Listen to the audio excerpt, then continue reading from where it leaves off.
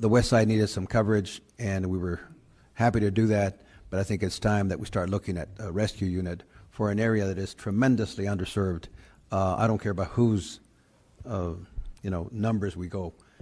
It is something that we need to do, and we need to do it soon before we have a real catastrophe, especially if we have another fire like we had in a multi-family unit on San Mateo and Gibson, where fortunately no one died, but it's a tremendous potential for something like that to happen if we don't have that kind of coverage and that kind of rescue capability. Thank you. Councillor Jones. Thank you, Mr. President. Chief Breen, do you mind coming down again?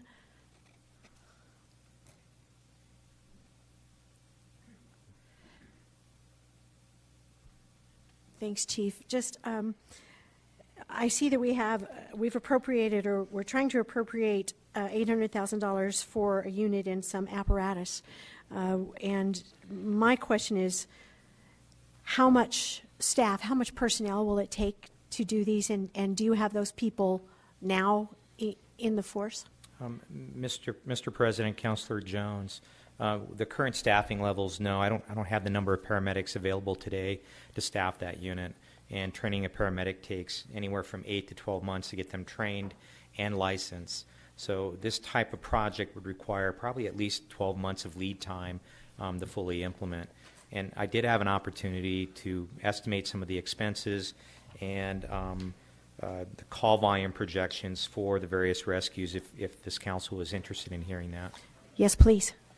The costs related to implementing Rescue 2, salaries and operating costs are around $800,000, and the one-time startup cost will be about $250,000, and that's $180,000 for the apparatus and about $70,000 for the equipment. I did not have time to calculate the training costs and backfill associated with training 8 additional firefighter paramedics. As far as the call volume for Rescue 1, which was presented as a concern, we're projecting that their annual incident responses for Rescue 1 is about 3,500 a year. Rescue 1 was the 8th busiest rescue. It is now projected to be the 4th busiest rescue in 2013. However, it should be understood that Station 2 is, for a rescue unit, is supported by Rescue 1, Rescue 3, and Rescue 11, which comes from the Rescue 1 from the south, Rescue 3 from the north, and Rescue 11 from the east. And by putting in Rescue 2, Rescue 1's call volume is only going to decrease about 18 calls a month, or that's about 1 call every other day. It's the other rescues that are picking up that. And it should also be noted that Engine 2 will be one of our paramedic engine companies when we finish the ALS, or Paramedic Expansion Project. If I may continue, ma'am, there's a few more facts. I heard Rescue 4 mentioned as well. Rescue 6, which is north of I-40 along 4th Street and near Candelaria, their call volume, they were an underutilized resource. Their call volume increased by 41 calls per month, and we have substantially decreased paramedic response times for about 15,000 residents on the west side, where Rescue 17 is now located with the move of Rescue 4. Also, the high call volume relief was achieved for Rescue 7 and Rescue 14 by moving that rescue across the river. Rescue 7 has decreased its call volume by 35 incidents a month, and Rescue 14 by 70 incidents a month. And Rescue 17 is projected to take about 2,100 calls per year in 2013. And I also heard mention of Mesa del Sol. That area is being covered by Bernalillo County Fire Station 38 with the automatic aid agreement, which will maintain our response times in that area. We have put a lot of effort in being more efficient and really moving resources to where we need it for public inebriates and for expanding our ALS system. And we're also in the process of working on a public-private partnership for mental health issues. That's where our priorities lie right now. Thank you. Mr. President, if I may. Councillor Jones. Thank you. Chief, so What do you estimate if we were to put this unit at Fire Station 2? What would you estimate your additional annual expense would be for staffing and all the related expenses? And then I just have one more question.